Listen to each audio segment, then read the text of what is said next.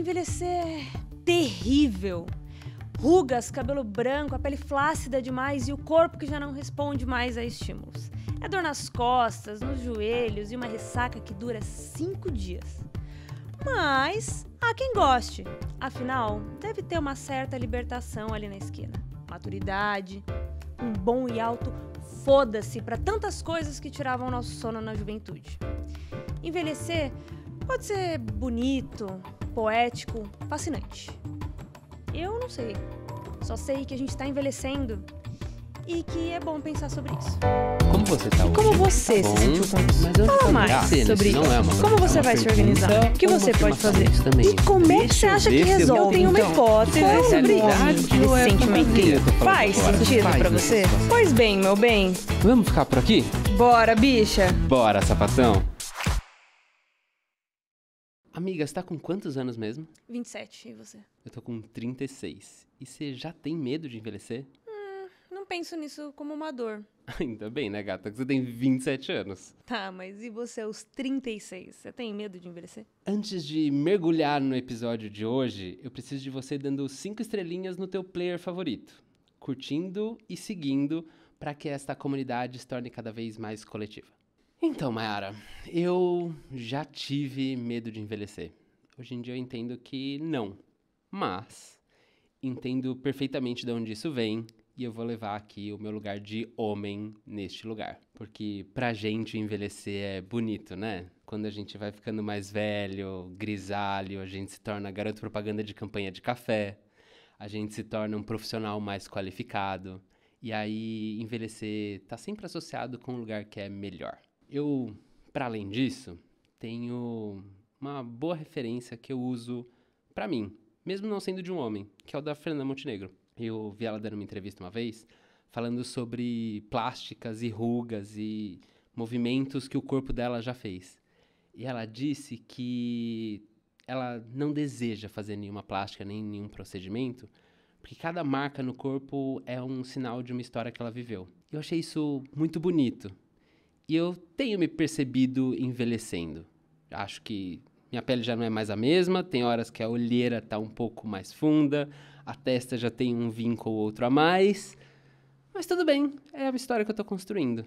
Acho esse exemplo muito interessante, porque é ousado, né, de uma mulher hoje em dia não fazer procedimentos estéticos, não procurar parecer mais jovem do que é. Porque a sociedade exige que nós, mulheres, assim como uma mercadoria, estejamos sempre novas, sejamos sempre apresentáveis, e acho que esse lugar pode pegar para a maioria das mulheres. Eu mesmo, me entendendo enquanto mulher, acho que por eu ser uma pessoa preta, e aí eu vou usar uma frase da minha mãe, que ela fala que preto quando pinta tem 130, tem uma outra pele, outra estética, e acho que até pensando que mulheres pretas não tinham muito espaço para pensar em estética, no sentido de como o rosto está, como o corpo está, porque a gente precisava, talvez, ser útil.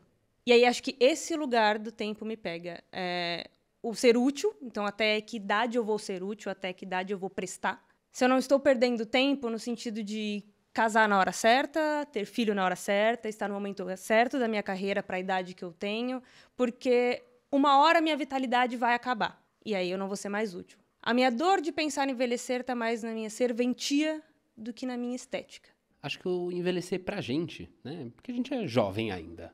Talvez a sociedade hoje nos coloque num lugar jovem, né? Ou minimamente jovial.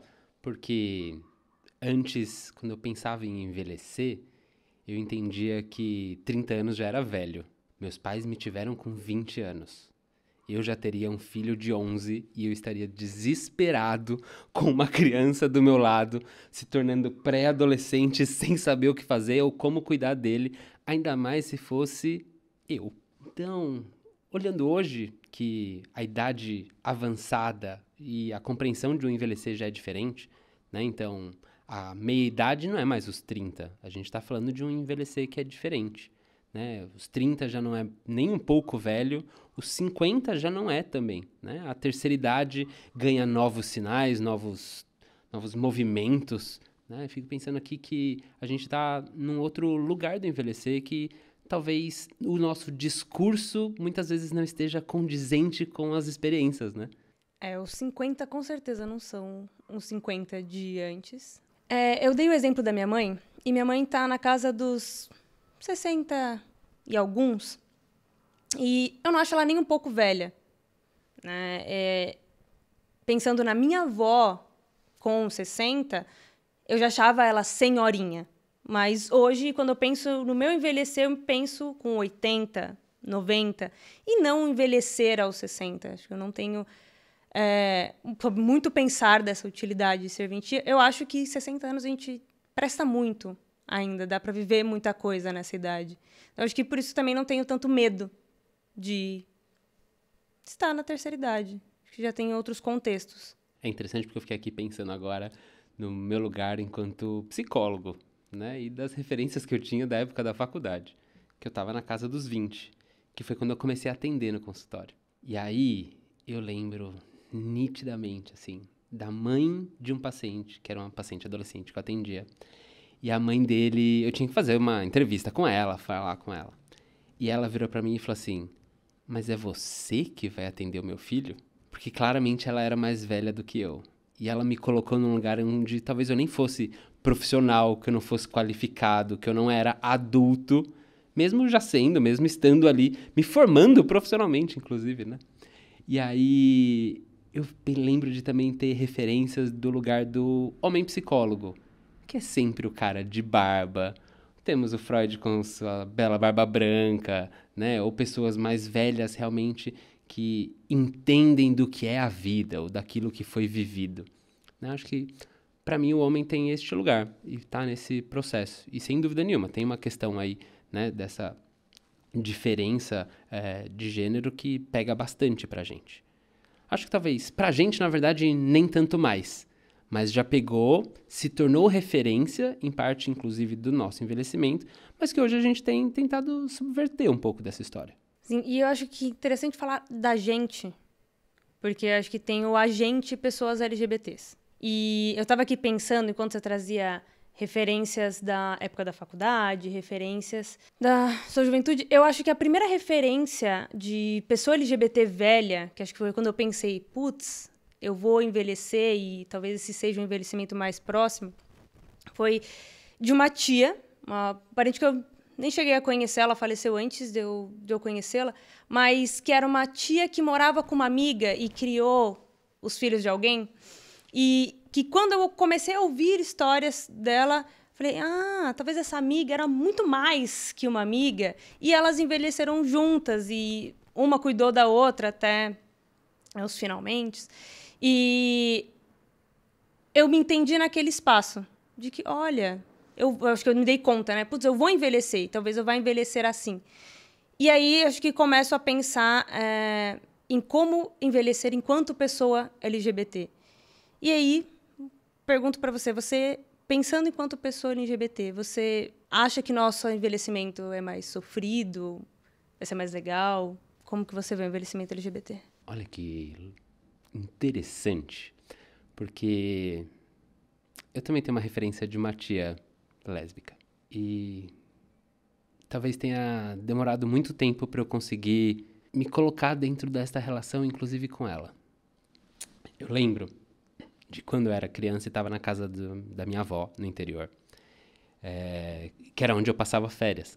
E um dia eu estava assistindo TV, provavelmente ou era um sábado ou qualquer dia de semana, e eu lembro de ter vontade, de ter sede, talvez, ir buscar um suco, uma água na geladeira, na cozinha. E aí, quando eu estava chegando na porta, eu vi de relance, quando eu estava entrando, que estava meu avô e minha avó sentados na mesa. E minha tia estava de pé, de frente para eles. E eles estavam conversando, mas sabe quando você sente que tem um clima de tensão? Eu botei um pé dentro da cozinha, só que eu era uma criancinha e talvez eles não tenham me visto. E eu lembro de ouvir minha tia falando: se vocês não aceitarem ela aqui, eu nunca mais volto. Acho que eu demorei muito tempo para entender que este lugar de família fosse um lugar seguro ou não dentro desta relação do envelhecer, sabe? E eu demorei muito tempo, inclusive, para falar para essa minha tia que eu era um garoto que gostava de outros garotos. Mas eu acho que ela entendia. E muitos anos se passaram. Ela sempre foi uma pessoa que me acolheu muito. Tanto ela quanto a esposa dela, que é minha tia também. E eu tive o prazer, que é uma honra, assim, que eu levo no coração, de ser padrinho de casamento delas. E me faz acreditar que a gente pode envelhecer sendo uma pessoa LGBT. Cara, que acho muito emocionante, que acho que pensando são 2 casais de tias completamente diferentes, né? Como eu falei, essa tia a gente perdeu o contato e eu não tive. Não se tem nem histórias, eu fiquei sabendo muito tempo depois. E também quando surgiu de pensar, né, e trazer que elas eram um casal, nossa, não se diz que elas são um casal, né? Até hoje elas são amigas, por mais que as crianças que foram criadas por elas tragam enquanto casal. E acho muito bonito que sua tia possa ter vivido, ter casado e ter você como padrinho. Eu também. E eu também porque tempos depois, pude apresentar meu marido para minha avó. Minha avó, tanto minha avó e meu avô hoje já não estão mais com a gente aqui. Quer dizer, talvez eles estejam aqui agora com a gente, mas assim que eu apresentei meu marido para minha avó, ela virou para mim e falou assim: "Ah, então você que é meu novo neto, você que é parte da família". E é algo que eu não tinha ouvido dos meus próprios pais. Não é algo que eu tinha ouvido de outras pessoas, este lugar de acolhimento. E acho que minha avó ter acolhido minha tia fez com que ela também pudesse me acolher. Então, eu agradeci muito esse lugar. E eu fui construindo outros lugares de família e comunidade, que é o que muita gente LGBT tem que ter para continuar vivendo e pensar num lugar de futuro pra gente. Nem sempre a gente tem uma família que apoia, nem sempre a gente tem pessoas que estão ao nosso lado nos dizendo que a gente pode envelhecer. Na verdade, o que a gente mais escuta é que a gente tem que morrer, que a gente não pode continuar existindo, mas que a gente está aqui, a gente vai continuar, inclusive porque somos uma comunidade capaz disso. Anos atrás, teve uma corrente do ninguém solta a mão de ninguém, que durante um tempo se perdeu, mas quando a gente fala sobre envelhecimento, eu entendo que ela tem que ser potente, porque é o jeito que a gente vai envelhecer, sendo coletivo. A gente nunca tá sozinho mesmo. A gente tá com as amizades, a gente tá com as pessoas que querem estar com a gente, principalmente essas. São essas que a gente tem que evidenciar. É com essas que a gente tem que continuar envelhecendo. Eu acho que fica muito mais bonito pensar em envelhecer se a gente pensar em um coletivo. Porque acho que envelhecer tem o tom de que você vai ficar sozinho. E se você não tem filhos, você não vai ter ninguém para cuidar de você. Como se não existissem outras pessoas em torno da gente para cuidar de nós, né? Então, acho que quando a gente pensa também em envelhecimento LGBT, o que eu vou fazer se eu não tiver filhos? E acho que este pode ser um dos meus pesos do envelhecer. Porque eu não faço ideia se eu quero ter filhos. Eu e minha esposa, a gente combinou de pensar isso aos 40. Já que hoje a longevidade é outra, aos 40 eu vou decidir se a gente vai ter filhos, não. Mas não porque eu quero que alguém cuide de mim. Não porque eu quero que exista alguém para tomar conta de mim.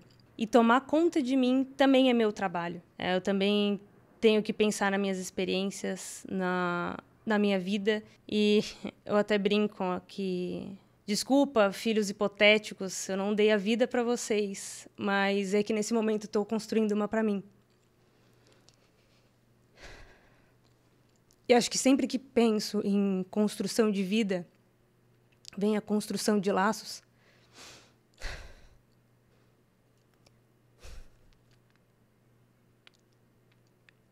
E a pessoa que me faz ter mais vontade de viver e gostar da vida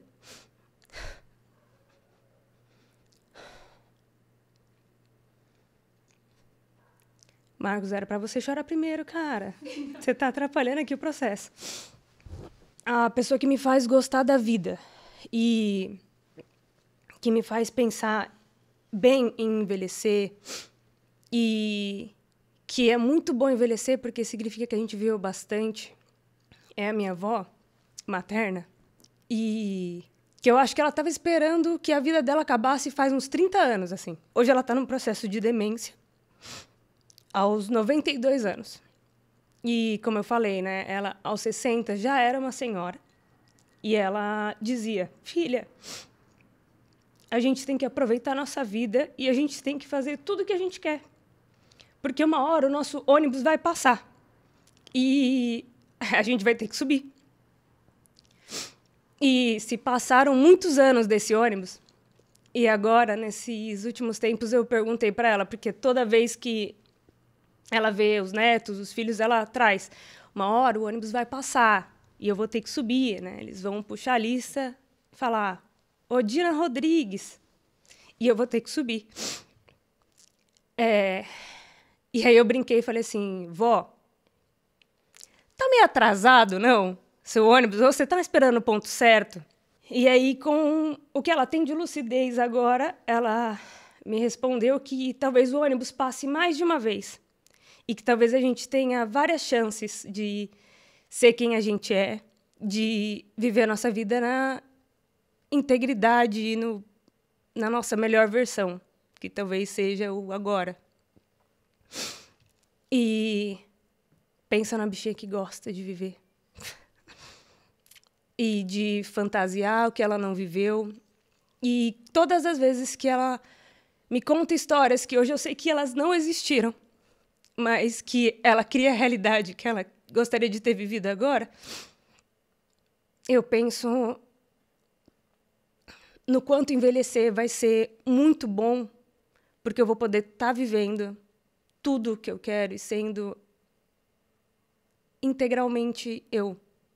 E acho que isso também encaixa um pouco enquanto pessoa LGBT, porque para ela também eu nunca tive que criar nenhuma história ou fingir ser quem eu não era. E acho que, na verdade, eu nem contei para ela história nenhuma. Eu simplesmente teve um dia que ela me disse que ela sempre soube que eu tinha um brilho diferente, um brilho muito colorido. E que essa era uma das minhas maiores virtudes. Então, eu acho que ser uma pessoa LGBT que pode viver sem grandes interrupções a nossa vida perdi a palavra. Talvez não tenha uma única palavra que defina tudo isso, inclusive. E é parte desse sentimento. E eu agradeço muito de você estar compartilhando tudo isso comigo. Não só comigo, com todo mundo que está aqui ouvindo a gente. Porque eu sei o quanto está sendo uma jornada esse processo para você também. E são jornadas que a gente acompanha. Porque o nosso envelhecer é também o envelhecer dos outros. Algumas pessoas partem antes, outras perdem o ônibus e pegam depois. Algumas vezes talvez a gente suba no ônibus errado e se dê conta e fala, não, motorista, para porque eu preciso descer. Não tá na hora, ou não é esse caminho. E ter pessoas com a gente faz com que a gente possa seguir o caminho certo. Ou pelo menos seguir por uma jornada que faça sentido. Tem um grupo de amigos que a gente brinca muito que a gente ainda precisa arrumar um lugar muito grande, que tem um terreno bem espaçoso para que todo mundo possa construir uma casa e construirmos uma vila com todo mundo um morando do lado do outro. Para a gente ter uma certeza de que talvez estejamos todos bem e que a gente possa seguir juntos. Talvez seja mais utópico do que real, mas é uma fantasia muito gostosa de pensar. Porque a gente está pensando em envelhecer. A gente está pensando que estaremos juntos nesse caminho todo. Se despedir é emocionante, né? Eu acho muito engraçado como a gente associa o envelhecer ao se despedir. Ou que era muito associado o envelhecer ao se despedir. E aí a gente se despede de uma beleza ideal, a gente se despede de uma força específica e que a gente se despede de um controle quando a gente entende que a gente está envelhecendo. Porque eu posso fazer tudo. Eu posso comer todos os legumes, vitaminas e fazer quantos exercícios forem necessários. Às vezes a gente não tem... Às vezes a gente faz tudo o que pode e ainda precisa de um cuidado, ainda vai precisar do outro. Então, acho que a ideia, né, de coma isso que você não vai ter tal doença. Faça este exercício e você não vai ter dor nas costas. Acho que também é um apego no controle de que a gente tem escolha. E acho que pensar o envelhecimento como privilégio, como sorte, como dádiva, tira um pouco dessa ideia do controle, de que a gente tem que fazer certas coisas, né? Um checklist. Eu tenho que fazer isso, isso, isso e eu vou garantir um envelhecimento pleno. O que é envelhecimento pleno, no final das contas? Acho que o se alimentar bem, ou seguir a regra dos exercícios, ou manter a cabeça saudável, praticar qualquer outra atividade manual, ajuda a gente, sem dúvida, a deixar minimamente oxigenados para o passo seguinte. Mas não garante. E não tem nada que vai garantir que a gente não vai envelhecer. Porque envelhecer não é o fim. E pode ser, na verdade, o começo de uma nova história, uma possibilidade da gente viver inúmeras coisas ainda. Mas, infelizmente, este é o fim da primeira temporada do Bora Bicho Sapatão. Eu espero que vocês tenham gostado de estar aqui junto com a gente e que você possa viver plenamente, principalmente estes processos do envelhecer, e que a gente continue se encontrando nas redes sociais ou por onde a vida permitir que a gente esteja. Eu tô com um choro entalado, então eu não vou lembrar dos meus agradecimentos de cabeça, eu vou pedir licença pra ler. Licença permitida, amiga. Manda bala. Eu quero agradecer de coração cada pessoa que esteve aqui com a gente. Você mesmo, que ajudou a transformar um sonho em realidade. Obrigada por escutar, compartilhar, permitir se emocionar e refletir junto com a gente. Deixo o meu mais profundo agradecimento. Esse podcast não faria sentido se não fosse por vocês do outro lado. Encerrar uma etapa difícil. E eu levo comigo a certeza de que cada momento valeu a pena. Obrigado por fazerem parte dessa história. Obrigado por fazer parte da minha história. Bora, bicho. Bora, sapatão. E a gente se vê na próxima sessão. Não, calma aí.